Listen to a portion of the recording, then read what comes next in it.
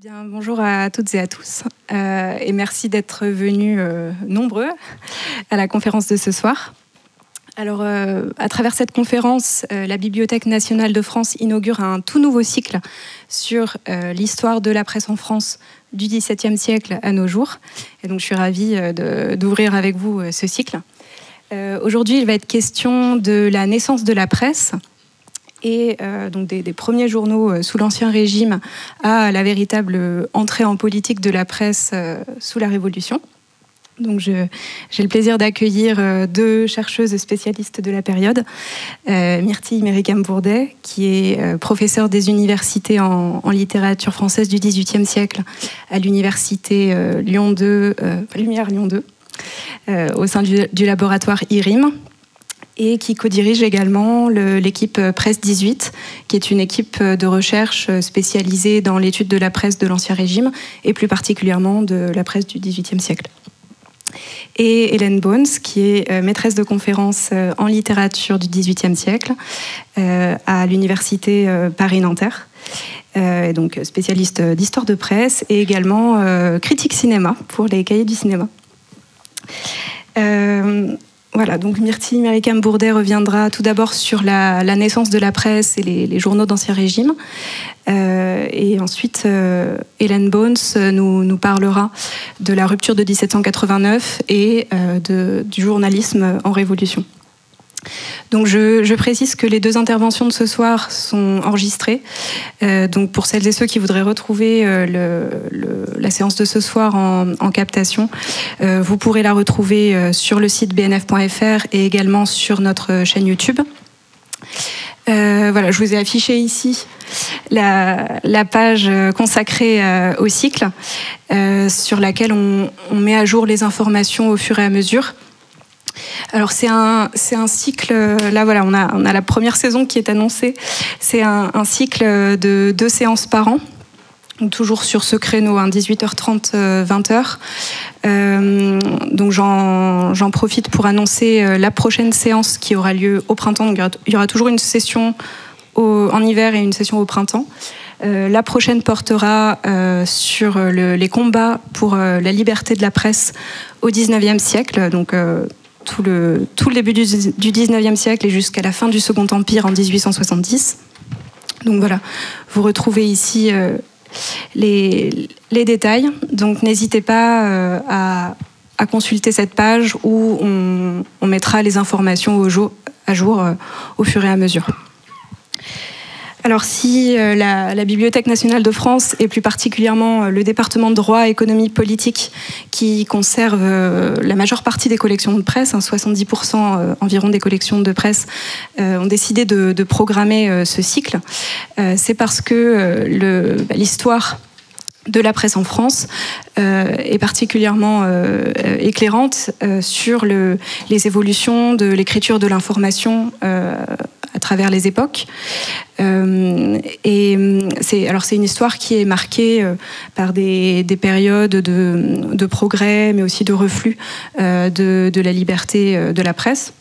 On verra tout à l'heure que la Déclaration des droits de l'homme et du citoyen de 1789 marque un jalon vraiment important dans cette conquête de la liberté d'expression. C'est également une histoire où on va voir évoluer les régimes politiques vers la démocratie. Il y a également une évolution du lectorat que la presse accompagne, puisque bien sûr la presse joue aussi un rôle social majeur. Et puis des progrès technologiques comme dans la collecte des nouvelles, dans la fabrication du journal, la diffusion du journal, qui vont bien sûr avoir une influence directe sur cette écriture de l'information. Alors on tenait à aller jusqu'à la période contemporaine, on va cheminer progressivement dans le temps jusqu'à nos jours, puisqu'aujourd'hui on sait que de nouvelles questions se posent autour de l'information. La presse écrite connaît une période de crise, est concurrencée par d'autres médias et plus récemment par les réseaux sociaux. On sait aussi que, avec les avancées galopantes de l'intelligence artificielle, c'est aujourd'hui parfois la fiabilité même des informations et des images qui peut être questionnée. Donc c'était vraiment dans cette perspective-là qu'on a décidé de construire ce cycle, donc sur un temps long. Or, la Bibliothèque nationale de France, en tant que conservatoire du patrimoine écrit et audiovisuel français, est un observatoire privilégié pour étudier ces mutations et ces évolutions au fil du temps, parce que par sa mission historique, qui est le dépôt légal qui a été institué sous François Ier en 1537, la bibliothèque reçoit quotidiennement tous les journaux qui paraissent en France. Et donc, à ce titre, elle est dépositaire d'une collection qui est unique en France par son ampleur, par sa complétude, et qui compte aussi parmi les collections les plus riches au monde, avec, alors on estime à peu près à 247 000 titres de presse d'information générale, la volumétrie de la collection conservée à la BNF. Et donc parmi ces 247 000 titres, le plus ancien, on y reviendra, est la Gazette de Théophraste Renaudot, qui date de 1631. Voilà. Donc de 1631 jusqu'à nos jours, la collection de presse n'a eu de cesse de s'accroître, d'une part par dépôt légal, comme je le disais, qui est le mode d'accroissement principal des collections, mais également par le biais d'acquisition. On a notamment une politique d'acquisition de presse patrimoniale pour compléter les lacunes éventuelles du dépôt légal, également à la faveur de dons. Et puis, désormais, la Bibliothèque nationale commence aussi à organiser un dépôt légal numérique de la presse. C'est l'un des chantiers actuels. D'ores et déjà, on peut consulter les éditions locales de la presse quotidienne régionale qui sont conservées sous forme numérique et consultables donc via un portail dédié. Voilà, il faut savoir que la collection de presse de la BNF ne se limite pas qu'aux journaux. On a également, la bibliothèque conserve également des dessins de presse, des dépêches, des photographies de presse, comme par exemple les photographies des agences Roll ou Meurice. Et donc, cette collection, on estime à peu près qu'elle recouvre 46 km linéaires de collection, donc c'est assez énorme, répartis entre les différents sites de la bibliothèque. Grâce à des programmes de numérisation de masse qui ont été conduits à peu près depuis le milieu des années 2000, cette collection est consultable en grande partie, sur notre bibliothèque numérique Gallica. Il faut savoir que parmi les 10 millions de documents qu'on peut trouver sur Gallica, plus de la moitié environ, ce sont des fascicules de presse. Et il compte aussi parmi les documents les plus consultés sur la bibliothèque numérique. Donc je peux vous montrer très, très concrètement ce que vous pouvez aller retrouver sur Gallica pour la période qui nous intéresse. Voilà, donc si vous allez par type de document, vous avez ici une sélection presse et revue. Alors par exemple, si vous vous intéressez au premier des quotidiens, qui est le Journal de Paris, qui commence à apparaître à partir de 1777. Ah, je m'attendais à ce type de... Voilà, j'avais anticipé. Vous le retrouvez ici, donc dans la sélection sur les principaux quotidiens.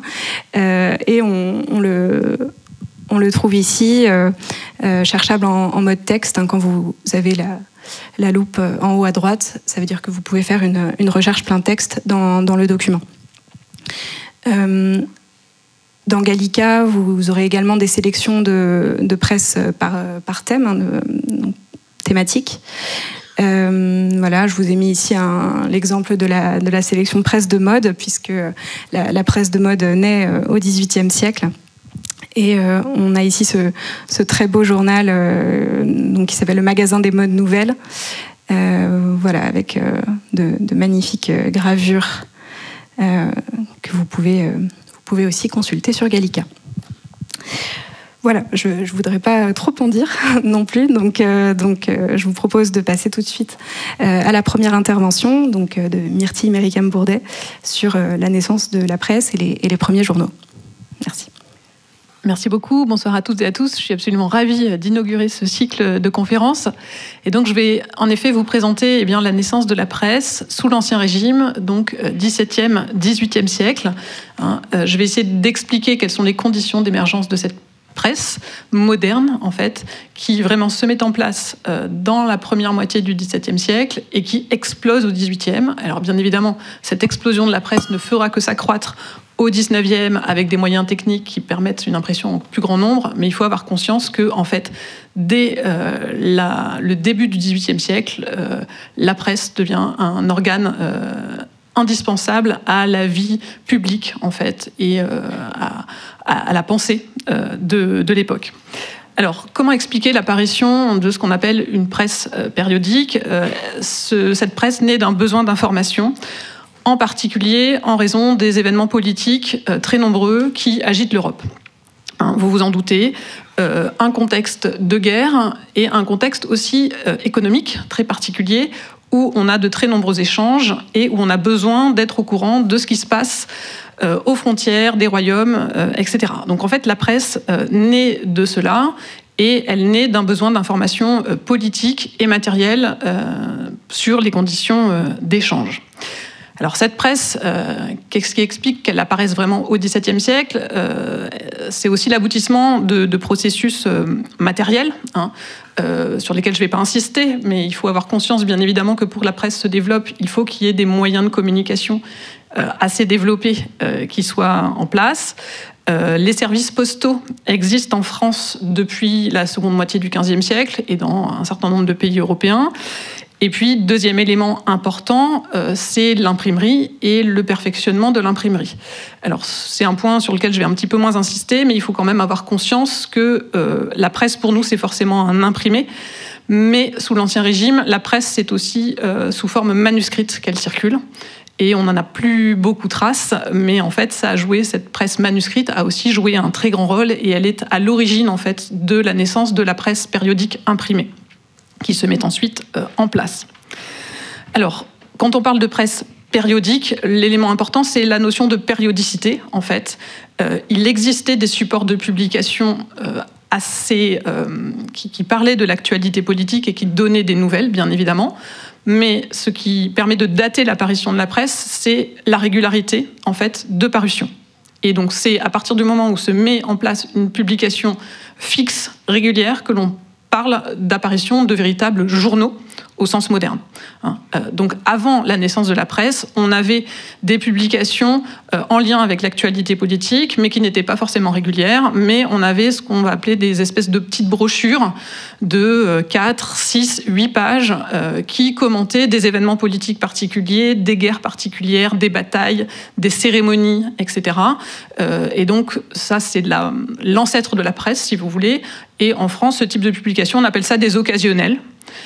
Dans nos pays étrangers, vous reconnaîtrez des mots qui sont encore dans notre vocabulaire. En allemand, ces occasionnels s'appelaient des Zeitungen. Zeitung, c'est le mot qu'on continue à employer. Donc voilà, en allemand, ça pouvait désigner des publications qui n'étaient pas régulières, donc c'est pas de la presse à proprement parler, mais ça en dérive. Donc ces occasionnels en France commentaient l'actualité politique, mais ils étaient sporadiques, reliés à un événement, des feuilles volantes qui venaient commenter cette actualité. Et puis bien évidemment, il faut lier ça aussi à des pamphlets qui venaient commenter l'actualité. Alors, la nouveauté réside dans l'apparition... C'est dans l'autre sens, c'est vers où que je dois... Pas très doué, c'est celui-là, pardon.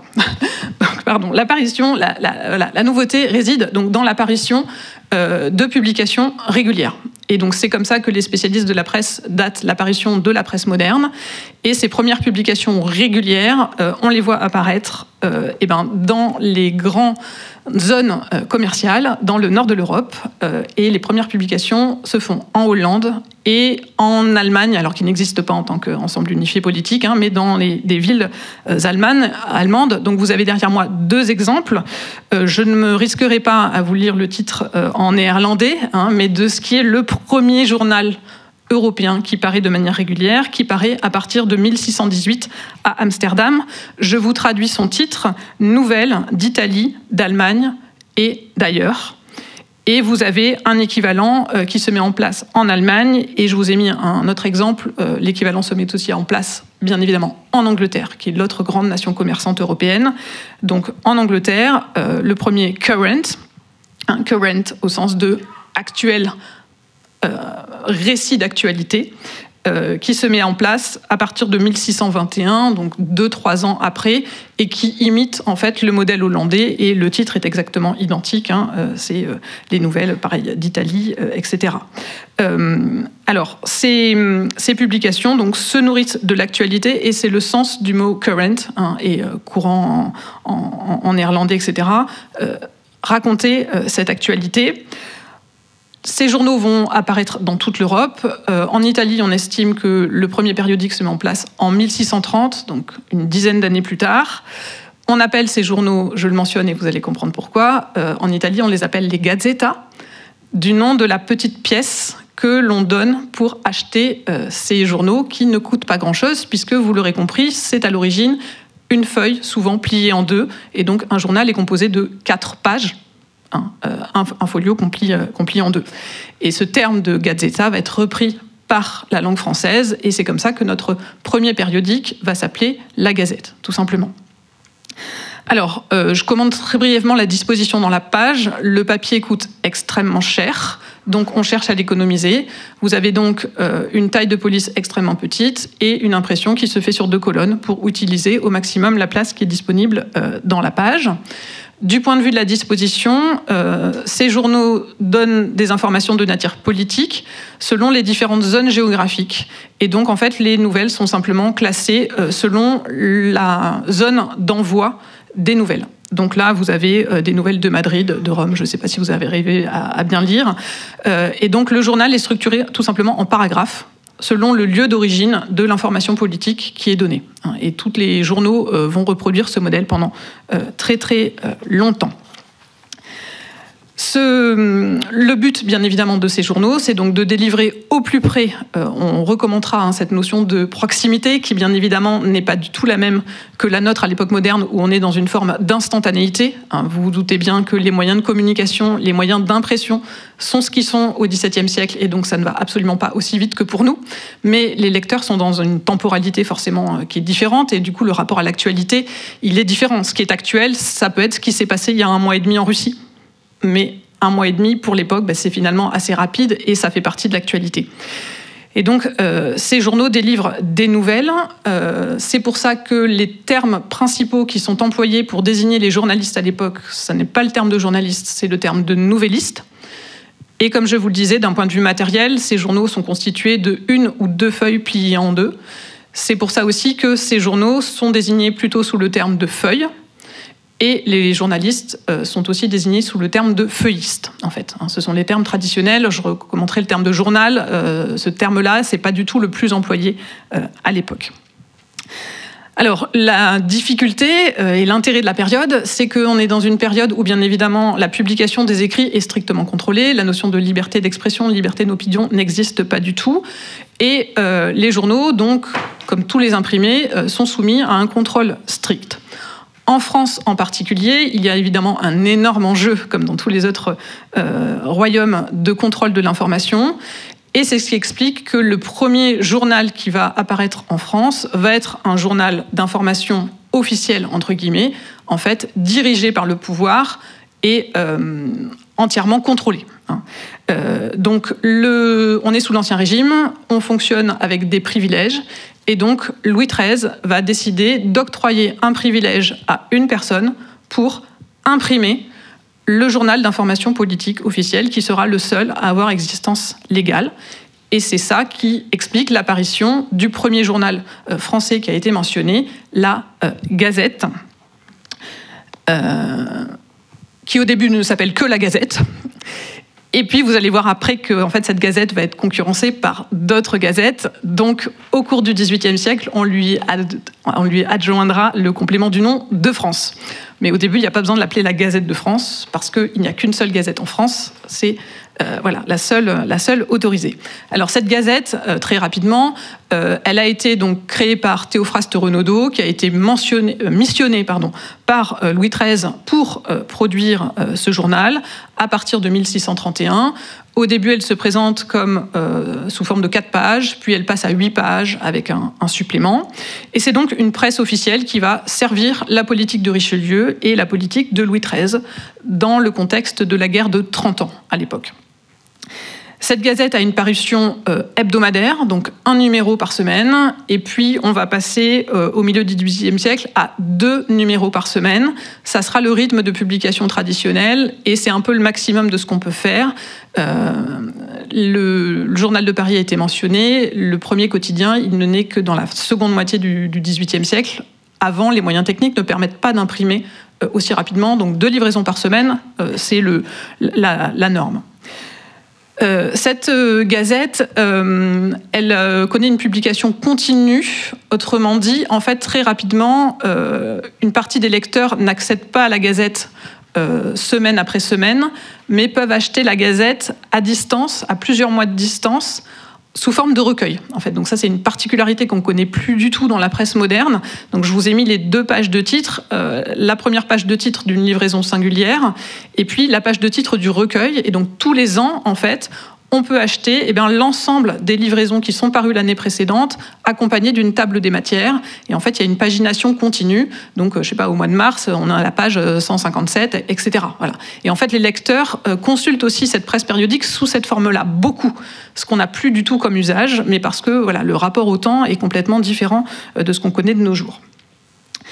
Donc, notre Gazette française est structurée, comme les autres journaux concurrents à l'étranger, sous forme de rubriques par lieu d'arrivée des informations. Et alors, d'où viennent les informations ? Il faut avoir en tête que Louis XIII et son ministre rédigent eux-mêmes un certain nombre d'articles. On n'est jamais mieux servi que par soi-même, bien évidemment. Et Renaudot, donc, qui a été missionné pour diriger cette gazette, s'appuie aussi sur tout un réseau d'informateurs, aussi bien à Paris que dans les provinces, qu'à l'étranger. Donc un réseau de correspondants qui envoie, en fait, toutes les 2 semaines, tous les mois, une lettre rendant compte de ce qui se passe à Rome, à Amsterdam, etc. Et c'est exactement ce que vous avez, en fait, dans la présentation matérielle de la gazette. C'est ces lettres, en fait, qui sont plus ou moins réaménagées, mais directement publiées. Et puis aussi, il s'appuie sur des nouvelles qui circulent de façon manuscrite. Alors, la circulation de ces nouvelles manuscrites, elle était extrêmement importante sous l'Ancien Régime. On avait en fait tout un tas de grands personnages, de nobles, de ministres, de princes, qui en fait chargeaient des informateurs de collecter des nouvelles autour d'eux et de rédiger des espèces de journaux locaux, personnels, à leur usage personnel, sous forme manuscrite. Et donc Renaudot, en fait, collecte aussi ces journaux manuscrits, récupère l'information et simplement la retraite, et là, l'imprime. Donc la différence, c'est que bien évidemment, ces journaux manuscrits avaient une diffusion extrêmement restreinte et étaient destinés à quelques grands personnages. La Gazette permet une démocratisation, en fait, de cette presse, puisque là, n'importe qui va pouvoir l'acheter. Alors, ces journaux manuscrits, je vous en ai mis un exemple. On les appelle les nouvelles à la main, hein, tout simplement. Donc là, un exemple qui est conservé à la bibliothèque de Rennes. Donc, des journaux manuscrits destinés à des grands personnages et que Renaudot synthétise aussi. Il bénéficie en fait d'un travail de compilation fait en gros par d'autres journalistes, si vous voulez. Mais de la même manière que nos agences de presse modernes effectuent un travail un pré-travail de recueil des informations et de mise en forme qui sont ensuite reprises par différents journaux. Cette gazette est diffusée dans tout le royaume. Alors, non pas par envoi postal, bien évidemment, elle s'imprime à Paris. Des envois postaux coûteraient trop cher, ça prendrait trop de temps. Donc, ce qui se met en place, c'est un système en fait de réimpression dans les différentes villes françaises avec des accords avec des imprimeurs locaux. Et en fait, la Gazette est envoyée, un numéro de la Gazette est envoyé par express à cheval. Et comme ça va plus vite. Et puis, des imprimeurs locaux réimpriment à Lyon, à Bordeaux, des exemplaires de la Gazette. Alors, bien évidemment, vous allez me dire, il y a un privilège, et donc, est-ce que il n'y avait pas d'autres gazettes d'information en France ? La réponse est officiellement non, la Gazette est le seul journal d'information politique. Néanmoins, la France n'est bien évidemment pas isolée au milieu de l'océan, et nous avons tout autour de nous tout un tas de voisins dans lesquels il y a un certain nombre de personnes qui parlent français. Je passe très très vite. Vous savez que Louis XIV en particulier a mené une politique de répression religieuse à l'égard des protestants, ce qui a conduit à l'exil d'une population lettrée, bourgeoise dans tous les royaumes alentours et principautés, et provinces alentours. Et donc on a une communauté francophone extrêmement importante aux portes de la France. Et par conséquent, il va se mettre en place très vite un système de concurrence de ce journal officiel français pour délivrer à la France des informations politiques rédigées en français. Donc au tout début, on a des journaux qui s'impriment, par exemple en Angleterre, et qui sont traduits en français, mais le marché est tellement énorme que très vite, en fait, se mettent en place des journaux rédigés directement en français à destination d'un public français et qui sont introduits en France. Donc vous avez là, derrière moi, la carte des principaux journaux d'information politique qui s'impriment en Europe dès la fin du XVIIe et tout au cours du XVIIIe siècle et qui viennent concurrencer, en fait, le journal d'information politique français. C'est ce que Gilles Fayet, le grand spécialiste de la presse, appelle le double système d'information. Dans la Gazette française, vous avez surtout des informations sur ce qui se passe à l'extérieur, et vous avez souvent un blackout plus ou moins total sur ce qui se passe en France. Et en fait, dans les gazettes francophones étrangères, eh bien, vous avez des nouvelles sur les autres pays, bien évidemment, mais vous avez aussi des nouvelles sur ce qui se passe à l'intérieur du Royaume de France. Et donc, on a ce double système de lecture, en fait, et de prise de connaissance de l'information. Alors, vous allez me dire, ces gazettes étaient-elles beaucoup diffusées ?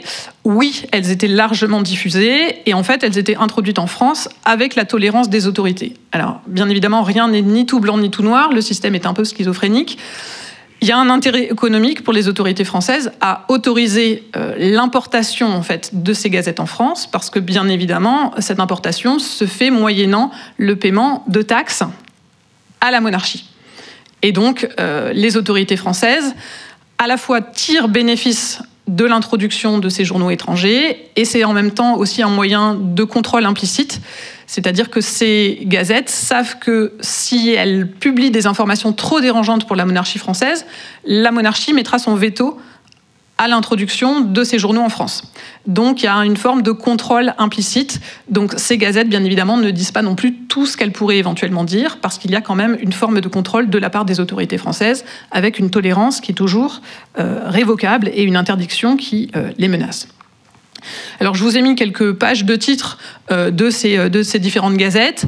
Le premier pays qui publie ces gazettes, ce sont les Provinces-Unies, donc les Pays-Bas actuels, où les principales villes hollandaises ont chacune leur gazette, Gazette de Leyde, Gazette d'Amsterdam, d'Utrecht, etc., qui constituent une source d'information pour les Français extrêmement importante. Certains de ces journaux, la Gazette de Leyde, la Gazette d'Amsterdam, sont particulièrement bien informés quand même sur ce qui se passe dans le Royaume de France, comparé à ce qu'on peut trouver dans la Gazette française en particulier. Et puis, il ne faut pas négliger aussi le fait qu'on a à l'intérieur même du territoire français des enclaves, par exemple Avignon, qui est terre papale, et qui donc a un statut d'extraterritorialité, et où se publient aussi des gazettes. Et bien évidemment, là, à Avignon, on est au cœur de la France, donc c'est d'autant plus facile d'introduire cette gazette-là. Alors, en dehors de ces gazettes d'information politique, qui sont bien évidemment extrêmement importantes, va se développer une presse qui va couvrir d'autres domaines, d'autres domaines d'activité. Et la monarchie française va, en plus de la gazette d'information politique, créer ensuite et octroyer 2 privilèges à 2 journaux officiels qui vont couvrir 2 champs complémentaires. Alors, ces champs complémentaires, c'est d'abord le champ de l'actualité scientifique au sens large, avec la création du Journal des Savants 30 ans après. Donc là, on passe en 1665, création du Journal des Savants, qui a pour but de rendre compte, de faire savoir tout ce qui se passe de nouveau dans la République des lettres. Autrement dit, cette République des lettres désigne l'ensemble du monde savant à l'échelle européenne, depuis le XVIe siècle. Donc il s'agit ici de rendre compte notamment des parutions, des publications d'ouvrages, bien évidemment ouvrages savants, portant sur la religion, sur les sciences, sur l'histoire, sur le droit. Et là, le journal, vous en avez un exemple avec la page de titre, se présente comme une succession de comptes rendus d'ouvrages. Donc vous avez simplement le titre de l'ouvrage dont on fait le compte rendu, et le compte-rendu fait par un rédacteur. Et le journal est entièrement... Il n'y a pas de rubrique, les titres font rubricage, si vous voulez. Donc c'est un journal extrêmement volumineux qui, de la même manière, paraît en recueil tous les ans. Et souvent, en fait, on se fournit le recueil des 1, 2, 3 années précédentes. On n'est pas forcément dans une lecture mensuelle. Donc c'est un mensuel. On n'est pas sur une lecture mensuelle au plus près de l'actualité des parutions. Souvent, il y a un décalage. Donc deuxième champ d'activité, c'est le champ, on va dire, scientifique. Et puis, il faut quand même un petit peu s'occuper du monde, autrement dit d'un public mondain qui cherche davantage à se divertir. Et donc le troisième titre officiel qui bénéficie d'un privilège de la monarchie française, c'est le journal qui paraît sous le titre de Mercure galant, qui, au cours du XVIIIe siècle, prendra ensuite le titre de Mercure de France. Donc là, après avoir couvert l'information politique, l'information savante, on va s'adresser à la noblesse et à l'aspect divertissant que recherche la noblesse et que recherche aussi un public plus féminin, on va dire. Donc on s'adresse là à un public mondain de non-spécialistes. Et dans ce journal, alors qu'on peut qualifier de littéraire, on va trouver la publication de textes divertissants, de textes littéraires, donc de la poésie, des contes, des nouvelles, des extraits de romans, etc. On va y trouver aussi des comptes rendus de critiques littéraires. Donc compte rendu là des romans qui vont paraître, par exemple, compte rendu aussi des spectacles, bien évidemment. On a l'actualité de la Comédie Française, l'actualité de l'opéra, l'actualité du concert spirituel. Donc on peut le public parisien, bien évidemment, qui est quand même le principal lecteur de ces journaux, se maintient au courant de ce qui se passe culturellement. Et puis, on y trouve aussi de quoi se divertir avec des jeux. Je vous ai mis un exemple de logogriphe. Ce sont des jeux littéraires, des espèces de charades, si vous voulez. Donc, en fait, il faut deviner un mot à partir d'une définition un petit peu... un petit peu contournée, on va dire. Et on y trouve aussi des publicités. Donc les artisans parisiens font de la publicité pour leurs dernières inventions, pour les meubles qu'ils produisent. Bien évidemment, publicité pour des nouveaux remèdes. Et on a des témoignages de patients qui écrivent au journal et qui témoignent de l'efficacité de tel ou tel remède ou régime minceur qui n'existe pas encore. On y trouve enfin une partie politique où là, simplement, on a les annonces des événements de la cour, des mariages, des nominations, etc. Alors, ce journal littéraire, quand même, va au fil du XVIIIe siècle diversifier un petit peu son contenu et on va avoir aussi des comptes rendus d'ouvrages de médecine, des comptes rendus des séances académiques. Donc, il va couvrir, en fait, une plus large partie des contenus scientifiques aussi, en faisant un petit peu concurrence au journal des savants. Le dernier point sur lequel je voudrais insister, c'est le fait qu'en dehors de ces 3 publications officielles, le public va de plus en plus être en demande de publications qui vont intéresser l'ensemble des domaines d'activité en particulier, et donc va émerger une presse de plus en plus spécialisée sur l'ensemble des domaines des connaissances et l'ensemble des domaines d'intérêt qui correspondent à ce qu'on trouve de nos jours. Donc vont se créer d'autres périodiques qui vont faire de la concurrence aux périodiques officiels, que la monarchie va autoriser, mais ces autorisations seront toujours précaires, toujours révocables. Donc on a des centaines de titres qui vont fleurir à partir du XVIIIe siècle. Certains de ces titres vont perdurer pendant des dizaines d'années, d'autres ne vont connaître que 2-3 livraisons et vont s'interrompre au bout de 2-3 mois. Voilà. Tout dépend du contenu et tout dépend en fait du bon vouloir des autorités. Donc ça vous explique qu'il y a en fait des centaines et des centaines de titres qui ont été publiés parce que certains n'ont pas du tout perduré, mais rien n'empêche quelqu'un dont le périodique a été interdit de le faire renaître de ses cendres 3 mois plus tard sous un autre titre pour lequel on va obtenir une nouvelle autorisation. C'est ce qui explique aussi cette diversité très très grande de la presse. Alors je vous ai mis quelques exemples pour témoigner de cette diversité des domaines et surtout de la multiplication des domaines de spécialité. Domaines techniques, domaines scientifiques, des journaux d'agriculture, des journaux de médecine, des journaux sur le commerce. Voilà. Et on a plusieurs exemples à chaque fois. Là, je ne vous en ai mis qu'un seul, mais on a plusieurs exemples de journaux de médecine, etc., qui se font concurrence. Et puis on a aussi, c'est un grand domaine de débat, des journaux plus littéraires qui vont commenter l'actualité des parutions, qui vont débattre, qui vont entrer dans les débats sur la philosophie des Lumières ou contre la philosophie des Lumières, texte de Voltaire, est-ce qu'on l'aime pas, etc. Donc il y a un débat qui se met en place en fait entre ces différents journaux. Et puis des périodiques qui vont se spécialiser selon les types de lecteurs aussi. On va voir apparaître aussi une presse féminine, par exemple, avec le Journal des Dames en particulier, mais il y en aurait d'autres exemples. Alors, la particularité de tous ces titres que je viens de vous mentionner, c'est que ce sont des titres qui s'impriment à Paris, en fait. La presse est parisienne. Tout se fait à Paris, les privilèges s'obtiennent à Paris, donc en fait c'est beaucoup plus simple de lancer un journal quand on est physiquement à Paris que quand on est en province. Et de toute façon, il y a un monopole parisien sur l'imprimé en général et très particulièrement sur la presse. Néanmoins, il y a bien évidemment des lecteurs en province, donc je vous l'ai dit, on réimprime la Gazette en province, et puis il y a un marché dont on va chercher à s'emparer, et des gens vont essayer de contraindre le pouvoir à autoriser des publications en province. Alors c'est ce qui va se passer en particulier avec le développement de ce qu'on appelle les affiches. Donc les affiches, c'est un type particulier de journaux qui pouvaient être placardés sur les murs, mais qui en fait vont publier des petites annonces, si vous voulez. Des petites annonces, des publicités, et puis aussi l'actualité très locale. Donc ce premier type d'affiches, ce sont des affiches parisiennes, et ce modèle des affiches parisiennes va ensuite être repris en province et être autorisé en province. Alors va se développer du coup directement en province une presse, mais plutôt là on est dans la deuxième moitié du XVIIIe siècle. Donc je vous ai mis un exemple avec les affiches de Toulouse. Juste avant la Révolution, on comptait 44 affiches dans les différentes villes. Alors au début, c'est dans les grandes villes que ça se développe, Marseille, Lyon, etc. Et puis après, de plus en plus, les petites villes vont elles aussi avoir leurs affiches avec des informations locales, le cours des monnaies, etc. Il me reste 3 minutes. Je vous parle. Le terme de journal, oui, je le disais tout à l'heure, ce terme de journal. Étymologiquement, le mot journal désigne un écrit dans lequel on consigne ce qui se passe chaque jour. Journal de compte, en particulier.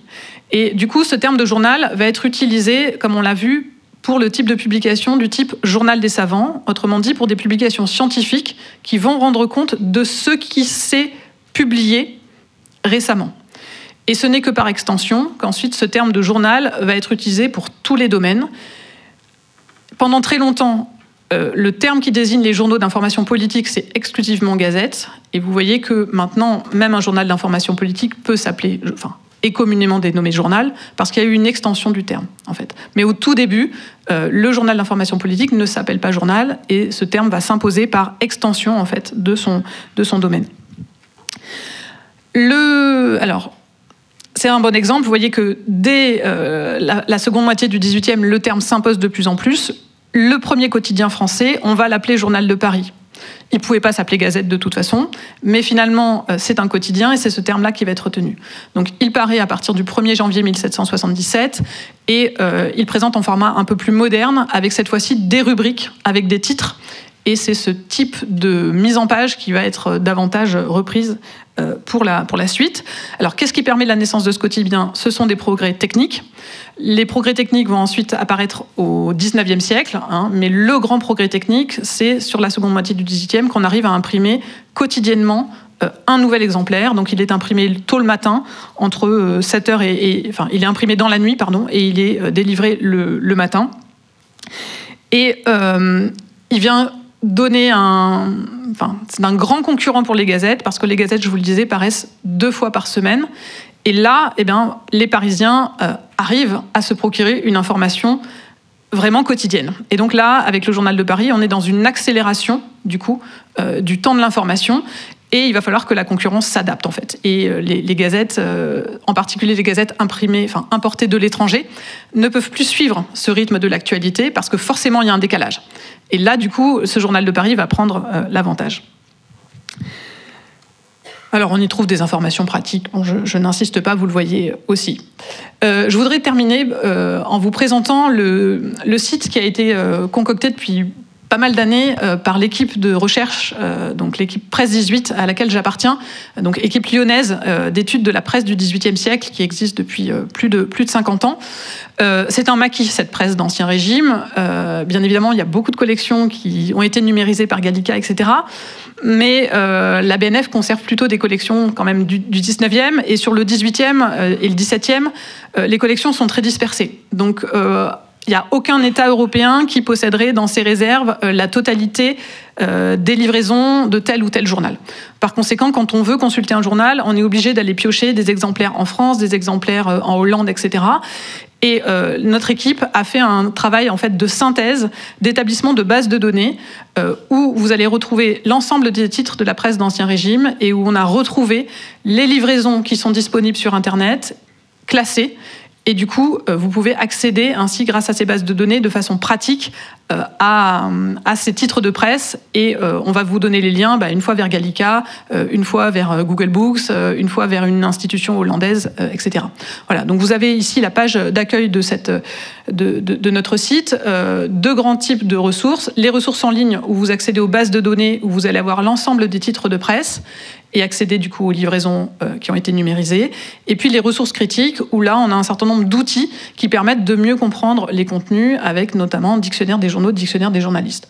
Alors, quand vous cliquez sur les différentes parties du site, on donne accès notamment aux gazettes d'information politique. Alors, ces collections des gazettes d'information politique, elles sont extrêmement dispersées et elles n'ont pas forcément fait l'objet de numérisation, même quand vous tapez comme ça dans un moteur de recherche, vous n'allez pas forcément taper dessus.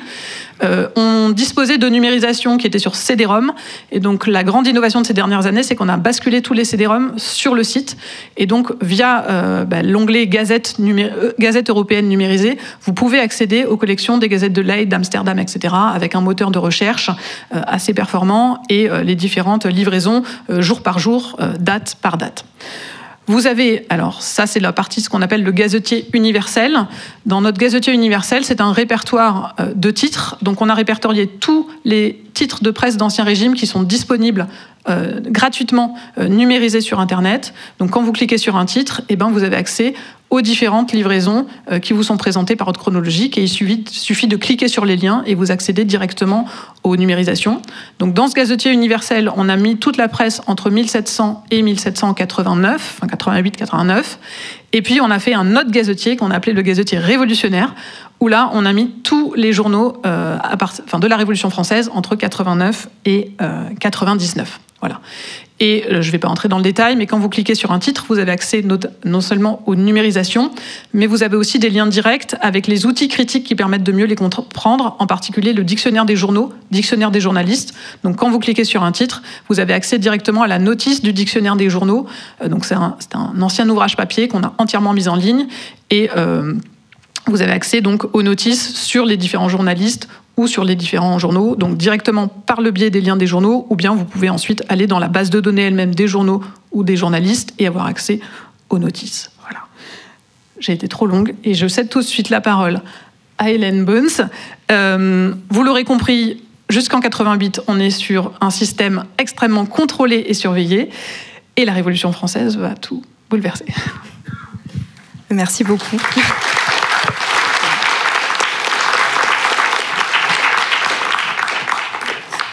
La présentation du gazetier universel et du gazetier révolutionnaire faisait une excellente transition avec la présentation d'Hélène Boens, donc qui va nous parler de la rupture politique de 1789 et ce que ça fait à la presse, et donc du journalisme en Révolution.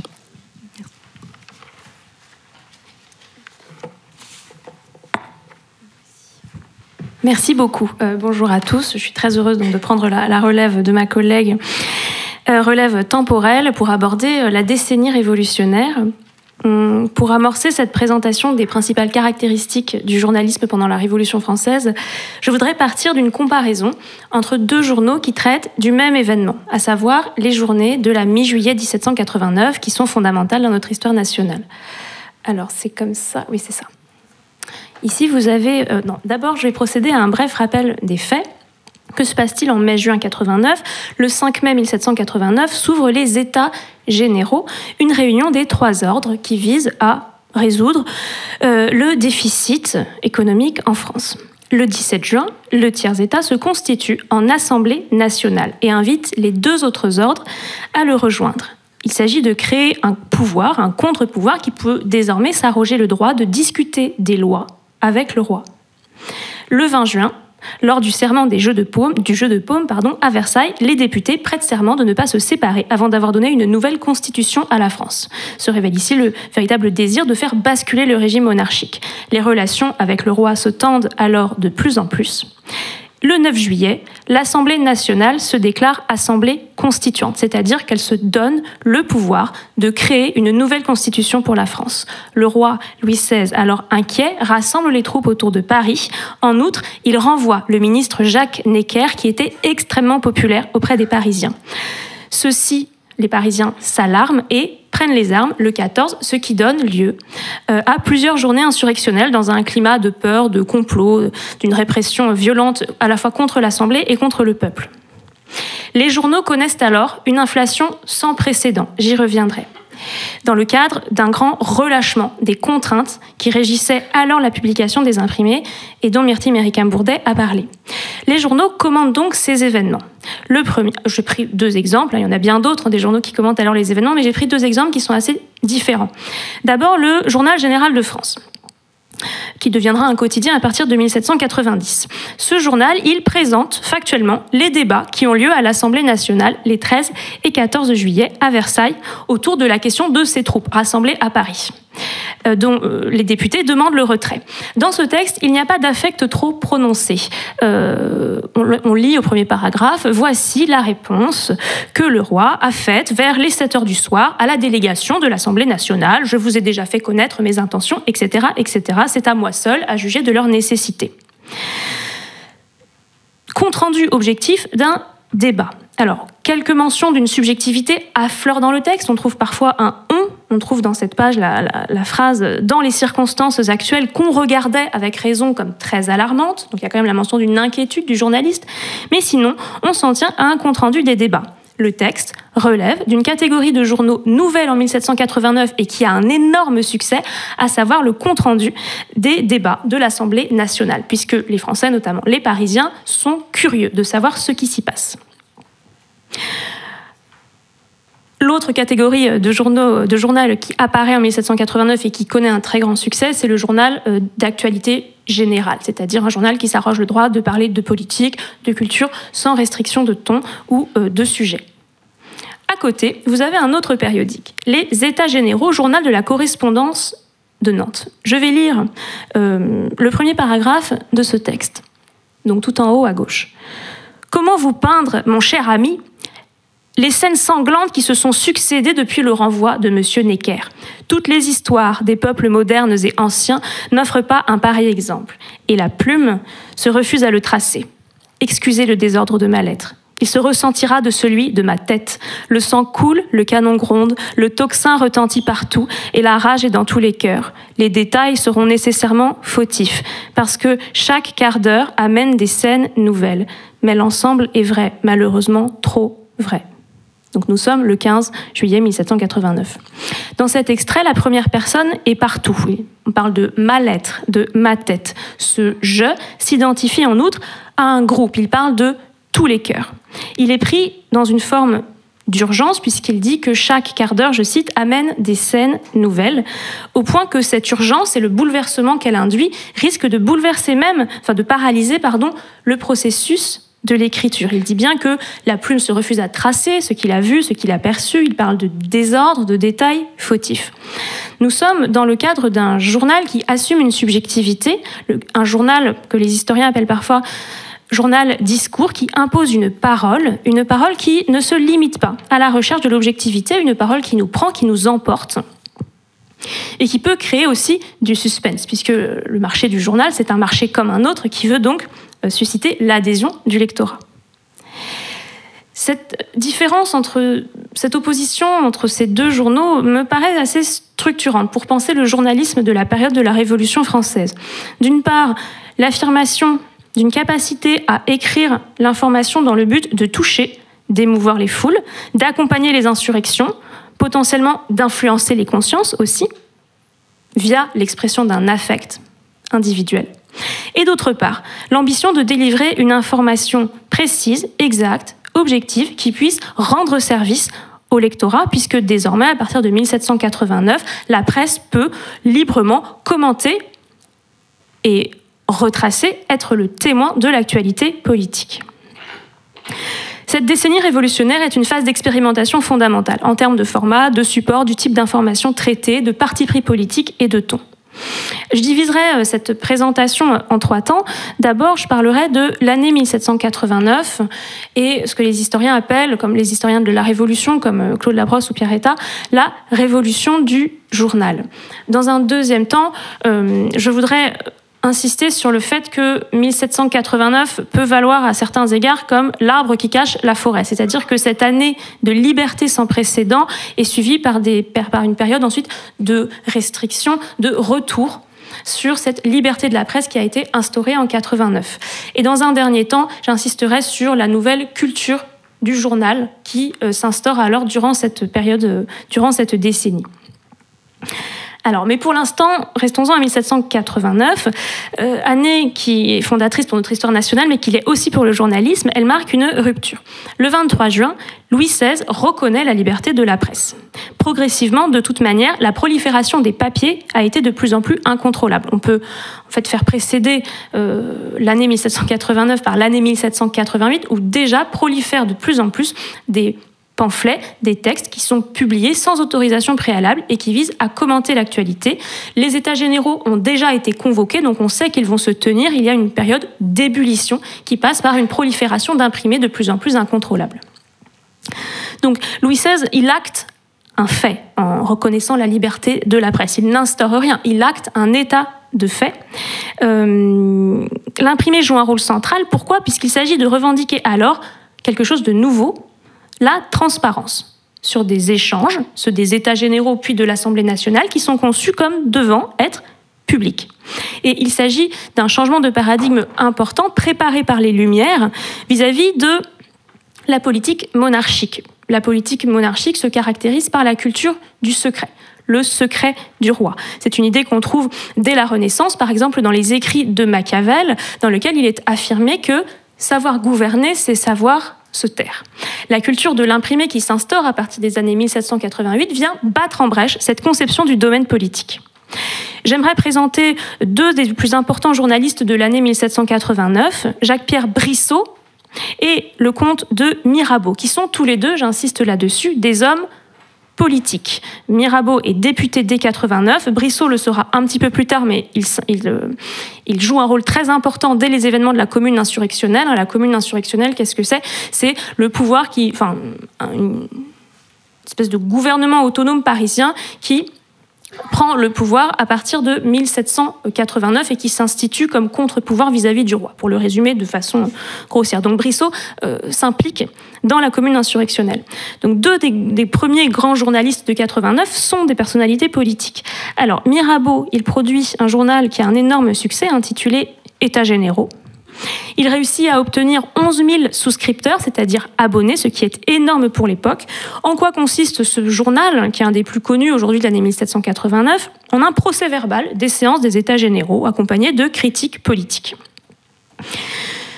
Je lirai cet extrait du prospectus. Le prospectus, c'est en général, ça précède le premier numéro des périodiques, déjà pendant l'Ancien Régime, et ça vise à présenter le journal, son ambition pour potentiellement gagner des abonnés. Donc c'est un document qui est en partie publicitaire.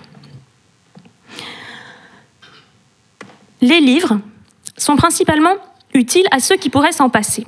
Je veux dire aux hommes déjà instruits qui, accoutumés à cultiver leur raison, à exprimer, à développer leurs pensées, trouveraient dans eux-mêmes ce qu'ils cherchent chez les autres.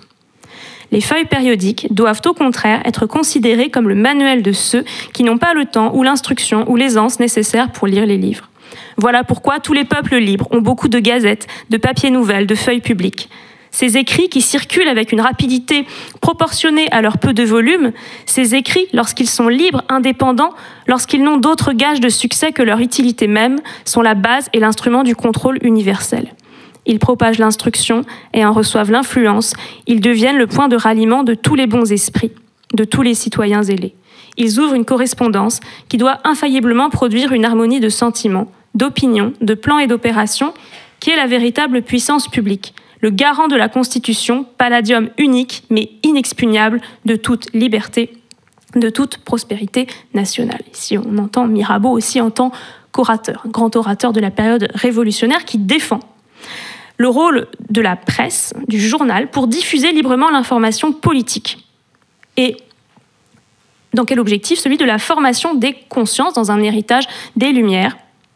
La presse possède dans ce cadre un atout supérieur à celui du livre. Il va plus vite, c'est un support qui circule plus vite, qui coûte moins cher. Alors ce journal a d'abord été interdit par le Conseil d'État. C'est dire tout de suite la vigilance qui s'exerce vis-à-vis de ces écrits visant à diffuser les propos des États généraux, les propos tenus dans le cadre des États généraux. C'est pas grave, Mirabeau produira un deuxième périodique, les lettres du comte de Mirabeau à ses commettants, c'est-à-dire les personnes qui lui ont permis de devenir député, des électeurs en quelque sorte. Et ce journal, les lettres du comte de Mirabeau, s'imposera hors de toute permission et de toute censure. De toute façon, Mirabeau est protégé par son inviolabilité de député. Donc peu à peu, en 1789, de plus en plus, des comptes rendus imprimés des débats paraissent à Paris et en province à partir de courriers qui sont envoyés par les députés. Vous avez aussi, dans le même esprit, le périodique important, le Patriote français de Brissot, qui deviendra quotidien à partir de novembre 1789. J'ai mis le prospectus, mais je ne vais pas le lire. D'ailleurs, ce texte va dans le même sens. Il s'agit de défendre le rôle de la presse. Libérer la presse pour permettre l'instruction des citoyens et leur émancipation, et surtout informer le public sur les opérations de l'Assemblée nationale. On en vient donc à l'institution de la liberté de la presse, qui est actée dans l'article 11 de la Déclaration des droits de l'homme et du citoyen du 26 août 1789, que j'ai reproduit ici, l'article 11, donc dans la colonne de droite. Je lis cet article. « La libre communication de la pensée et des opinions est un des droits les plus précieux de l'homme. Tout citoyen peut donc parler, écrire, imprimer librement, sauf à répondre de l'abus de cette liberté dans les cas déterminés par la loi. » Ce principe qui affirme la liberté d'opinion et d'impression n'a pas été remis en cause dans ses fondements même au cours de la décennie révolutionnaire. En revanche, il a connu des restrictions de fait. L'article voté que je présente ici résulte d'un compromis. Je relis la deuxième partie de la phrase. Il s'agit donc de parler, écrire librement, imprimer librement, d'accord, sauf à répondre de l'abus de cette liberté dans les cas déterminés par la loi. L'ajout de cette restriction, commençant par le « sauf », a été l'objet d'une importante négociation entre les députés. L'article voté résulte d'un compromis qui place la liberté de la presse sous le contrôle du domaine judiciaire. Attention à l'éventuel contresens.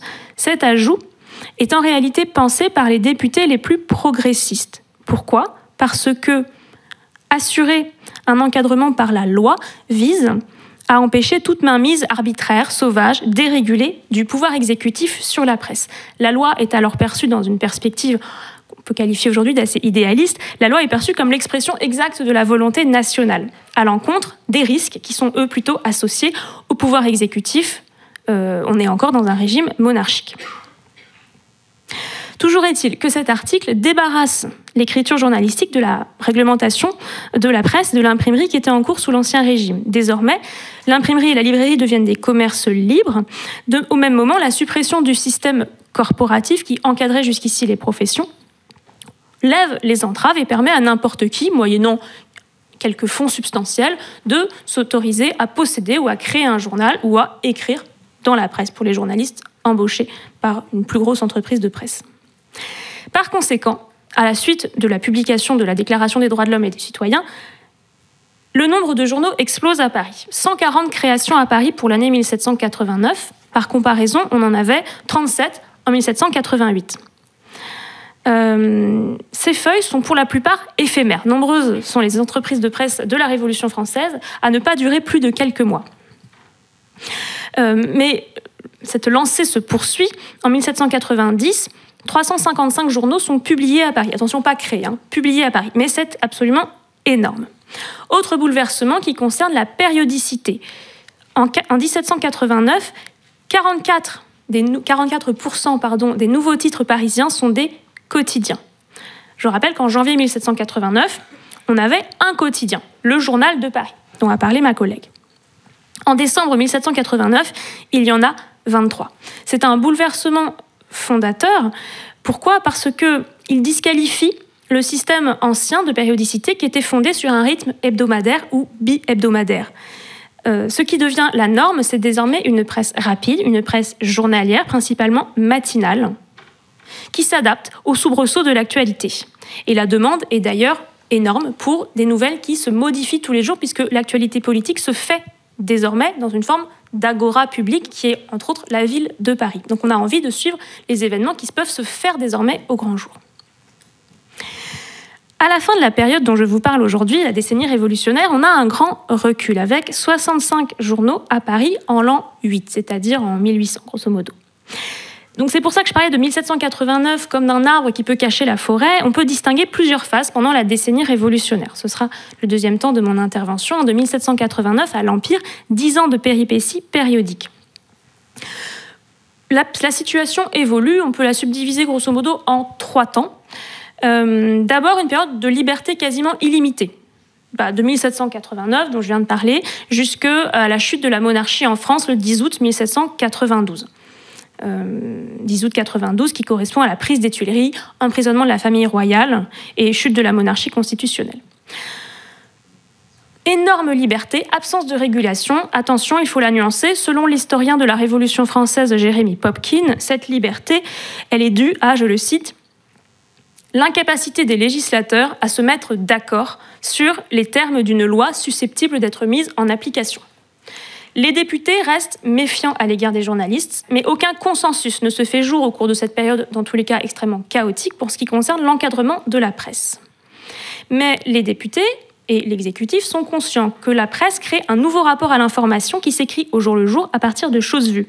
L'information peut donc suivre ou précéder des désordres publics, voire les susciter.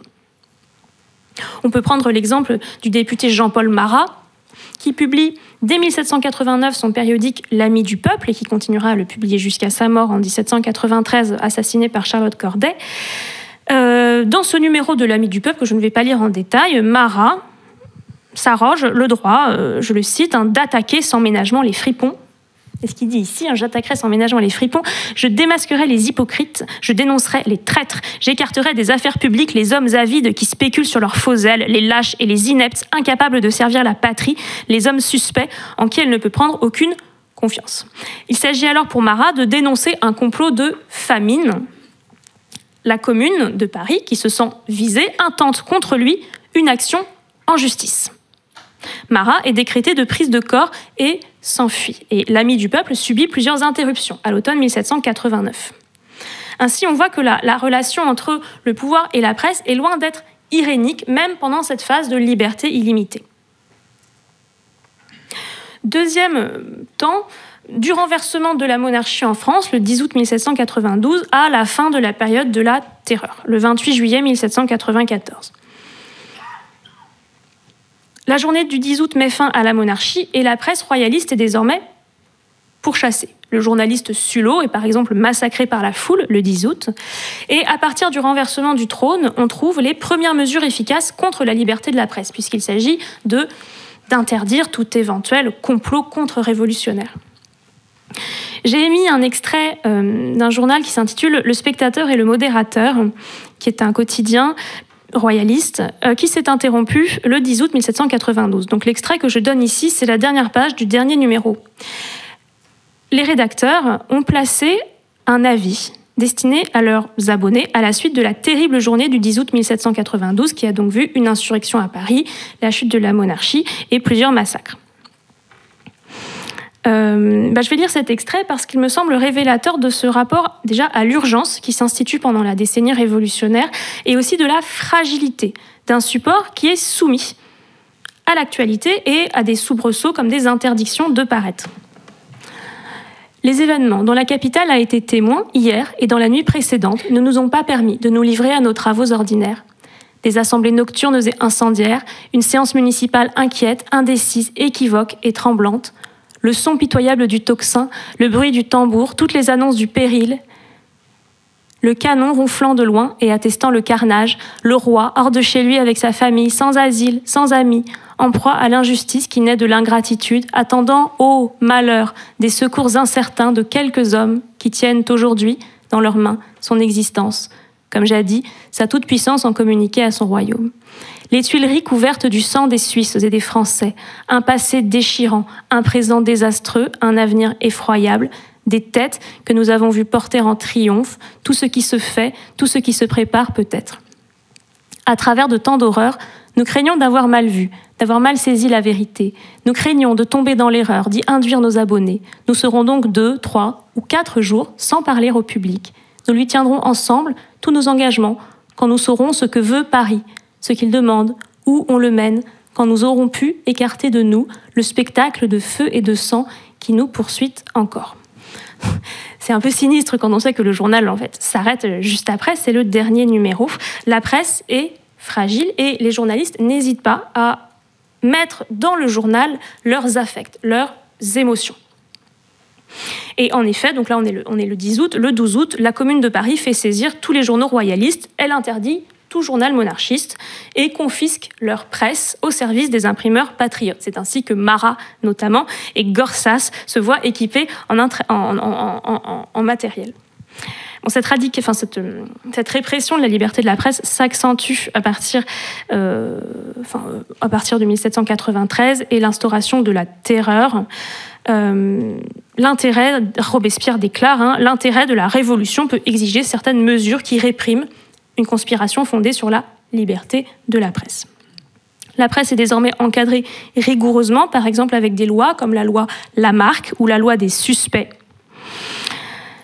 Et le pouvoir finance, comme on le faisait d'ailleurs sous l'Ancien Régime et comme on le fera au XIXe siècle, le pouvoir finance des organes de presse et crée des journaux, ainsi du Sans-Culotte Observateur, qui est créé par le gouvernement de l'Intérieur de la Terreur. Et ce périodique est l'organe officieux du ministère de l'Intérieur, le Sans-Culotte Observateur. C'est la fin de cette deuxième période. La troisième période, on peut considérer qu'elle s'ouvre à partir de la fin de la Terreur, juillet 1794, la chute de Robespierre, et qu'elle va jusqu'à la fin de la décennie révolutionnaire, novembre 1799. Ce régime, qui est le régime qui s'instaure, c'est le régime du Directoire. Il est caractérisé par une grande instabilité politique. Il s'agit d'affirmer et de consolider la République après la monarchie, après la terreur, d'éviter le retour de la dictature. Et l'instabilité est favorisée par des élections législatives très fréquentes, puisque sous le régime du Directoire, chaque printemps, un tiers des deux assemblées législatives, l'équivalent des assemblées législatives, les conseils, sont renouvelés. Donc renouvellement d'un tiers des deux chambres chaque année, ça crée un risque de basculement du pouvoir très important. Dans ce contexte, la presse recouvre d'abord son importance à Paris et en province, mais le pouvoir réagit en l'encadrant fortement. Et la presse est très encadrée à la fin du Directoire, notamment à la suite de coups d'État. Il s'agit, les Républicains par exemple, rejettent les élections qui ont amené au pouvoir un certain nombre de royalistes en 1797, c'est le coup d'État du 18 Fructidor. Et dans ce cadre, les journalistes royalistes sont poursuivis, déportés et les journaux royalistes supprimés. Napoléon arrive au pouvoir avec le consulat à la fin de l'année 1799 et peu à peu se met en place un pouvoir de plus en plus autoritaire qui sonne la fin de cette liberté de la presse. Napoléon, j'empiète un tout petit peu sur la conférence suivante, Napoléon a une grande conscience de l'importance de la presse qu'il lit assidûment. Il n'aime pas les critiques vis-à-vis de l'exercice de son pouvoir, et c'est un fait décisif, que ce soit sous le consulat ou sous l'Empire. Je lirai comme exemple une lettre qu'il écrit à Fouché, ministre de la police, en avril 1805. Faites comprendre au rédacteur du journal des débats et du publiciste que le temps n'est plus éloigné, où m'apercevant qu'ils ne me sont plus utiles, je les supprimerai avec tous les autres et n'en conserverai qu'un seul. Le temps de la Révolution est fini et il n'y a plus en France qu'un seul parti. Je ne souffrirai jamais que les journaux disent ni fassent rien contre mes intérêts. Ça pose le ton. Le journal qui restera sera effectivement le Moniteur, journal officiel qui donnera le ton aussi pour la publication des nouvelles officielles en province. Il faudra attendre l'année 1881, avec la loi du 29 juillet 1881 qui acte la liberté de la presse, pour que la presse retrouve la liberté qu'elle a connue entre 1789 et 1792. J'en viens au dernier temps de mon intervention, il me reste quelques minutes. La culture du journal, l'expression vient de l'historien de la presse Jérémy Popkin. Je ne voudrais pas la radicaliser dans le sens où il existe déjà une culture du journal sous l'Ancien Régime, on vient d'en parler. Et il est vrai toutefois que certains traits se radicalisent ou apparaissent pendant la Révolution française. Cette culture du journal, elle est caractérisée par la diversité des titres, chose essentielle selon Jérémy Popkin, et elle instaure un rapport à l'information et à l'objet journal qui est nouveau, en partie dû par l'augmentation de la périodicité et le fait que des imprimeries et des journaux se créent en permanence à Paris, en tout cas pendant les premières années.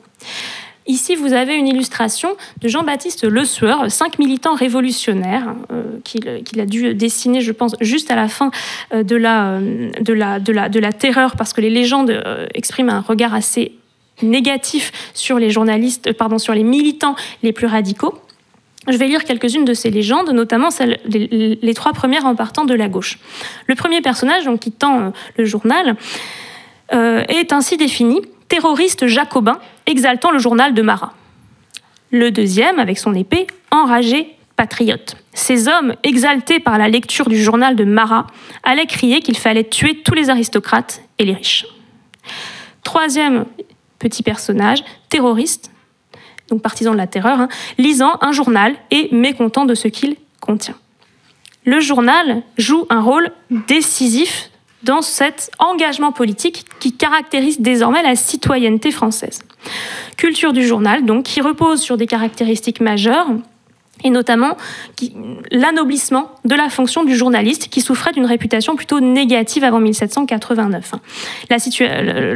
Cet état de fait connaît un renversement. Il existe désormais une fierté à se décréter journaliste, c'est rendre service à la nation dans un rôle qui est parfois proche de l'apostolat. Je lirai cette citation de Camille Desmoulins, l'homme politique Camille Desmoulins, qui s'illustre dès 89 et qui produit d'ailleurs un journal, Les Révolutions de France et de Brabant. Aujourd'hui, les journalistes exercent le ministère public. Ils dénoncent, décrètent, règlent à l'extraordinaire, absolvent ou condamnent. Tous les jours, ils montent à la tribune, au hareng, et il est parmi eux des poitrines de stentor qui se font entendre des 83 départements. Les places, pour entendre l'orateur, ne coûtent que 2 sous. Les journaux pleuvent tous les matins, coquilles, comme la manne du ciel, et en 50 feuilles, ainsi que le soleil, viennent tous les jours éclairer l'horizon. 2 choses qui m'intéressent dans cette citation. D'une part, la place qu'elle donne à l'oralité. Le journal s'impose comme une parole. Il y a une comparaison entre le journaliste et l'orateur, et le tribun politique. Et ça rejoint ce que je vous disais précédemment sur le fait que les premiers journalistes ont été impliqués dans les événements politiques de très près, par exemple en tant que député, comme Mirabeau. En outre, cette citation m'intéresse parce qu'elle situe le journalisme à la confluence des pouvoirs. Un pouvoir démesuré qui rapproche ce nouvel organe du législatif et du judiciaire. Ils décrètent, ils énoncent des décrets comme une assemblée, ils dénoncent, ils absolvent, ils condamnent. Peu à peu, de titre en titre, se fait jour une espèce de nouvelle éthique du journalisme. On peut par exemple penser à l'épigraphe du journal de Marat, Vitam impendere vero, consacrer sa vie à la vérité. Et c'est pas anodin d'ailleurs que dans son tableau qui représente la mort de Marat, le peintre Jacques David ait représenté Marat en train d'écrire. Alors il n'est pas en train d'écrire l'ami du peuple, mais il est tout de même mort, la plume à la main, lors de son assassinat par Charlotte Corday. Je voudrais conclure en insistant sur la caractéristique principale de la presse révolutionnaire, selon Jérémy Popkin, qui concerne le rapport entre le journalisme individuel et la politique de masse. La Révolution française a eu lieu à un moment unique, celui où la vénérable presse à bras de Gutenberg a rencontré la jeune époque des idéologies de masse. Alors, des individus comme Marat, Laberroyou ou Hébert ont pu créer des journaux qui furent non seulement le reflet direct de leur personnalité, mais qui ont également exercé une véritable influence sur le monde autour d'eux. C'est cette rencontre d'un journalisme individualisé avec la politique de masse qui fait de la décennie révolutionnaire un chapitre sans pareil dans l'histoire des médias. Ça rejoint ce que je disais au début de cette intervention sur cette création de journaux qui portent la trace d'une subjectivité affirmée. Et effectivement, c'est cette association, cette articulation de la diffusion massive du média périodique avec l'expression d'une individualité très forte, la personnalité de Marat ou d'Hébert, qui caractérise la période révolutionnaire. Un des exemples les plus connus aujourd'hui des journaux, parmi les journaux révolutionnaires, un des plus connus et puis un des plus amusants aussi, parce que c'est un ensemble qui peut être drôle à lire et plaisant, c'est Le Père Duchesne, de l'homme politique et du pamphlétaire Jacques-René Hébert. Le Père Duchesne qui paraît de septembre 1790 à mars 1794 et qui incarne bien ce paradoxe dont parle Jérémy Popkin. On a une formule éditoriale très rodée qui est fondée sur la récupération d'un personnage populaire, le Père Duchesne, le réparateur de fourneaux, personnage qui circule dans la presse du temps. On compte 16 périodiques qui ont recours à ce personnage du Père Duchesne entre 1790 et 1792. Il devient le porte-parole des sans-culottes dans le journal d'Hébert, au point de célébrer les journées insurrectionnelles. Il y a toujours une formule qui entame chaque numéro, ce qu'on n'appelle pas encore des unes, la grande douleur, la grande colère, la grande joie ou la grande tristesse du Père Duchesne, qui commente ensuite, d'un point de vue individuel, certains événements. Bien entendu, c'est un personnage fictif qui n'est pas du tout associé, qui n'est pas du tout le reflet exact de la personnalité d'Hébert. Il s'agit d'un espèce de masque, d'écran journalistique qui instaure une parole directe, qui recourt volontiers aux plaisanteries graveleuses, aux jurons, afin de s'adresser au peuple des sans-culottes. Ici, je vous ai mis donc deux unes. À gauche, l'une qui commente la mort de Marat le 13 juillet 1793. Donc c'est la grande douleur du Père Duchesne au sujet de la mort de Marat, assassiné à coups de couteau par une garce du Calvados, Charlotte Corday. Et à droite, on a la une, en quelque sorte, qui est publiée après la mort de la reine guillotinée le 16 octobre 1793, la plus grande de toutes les joies du Père Duchesne, après avoir vu de ses propres yeux la tête de Véto femelle séparée de son foutu col de grue. Voilà pour le ton. Donc c'est un journal qui est extrêmement personnel, qui a beaucoup de succès. En outre en raison de son éloquence. Voilà, je vais m'arrêter ici. Je voulais simplement insister sur le fait qu'on se situe, ma collègue et moi-même, dans une période qui n'est pas encore celle du 19e siècle, qui va se caractériser par la forte augmentation du tirage, l'industrialisation qui permet à la presse d'être vraiment produite et diffusée à bas coût, avec notamment des inventions techniques qui ont lieu à la fin du 19e siècle, comme la substitution du papier de bois au papier de chiffon, parce qu'avant on faisait le papier à partir de chiffon. Cette substitution, elle se passe à partir de 1865, et ça permet d'accélérer, de baisser les coûts de production du journal et d'accélérer les informations. De même, il y a l'invention du télégraphe à partir des années 1830 qui permet aussi l'accélération des informations. Donc nous, on se situe dans un état qui précède cet état de la presse, mais qui n'en impose pas moins un nouveau rapport à l'actualité via le support périodique. Je vous remercie.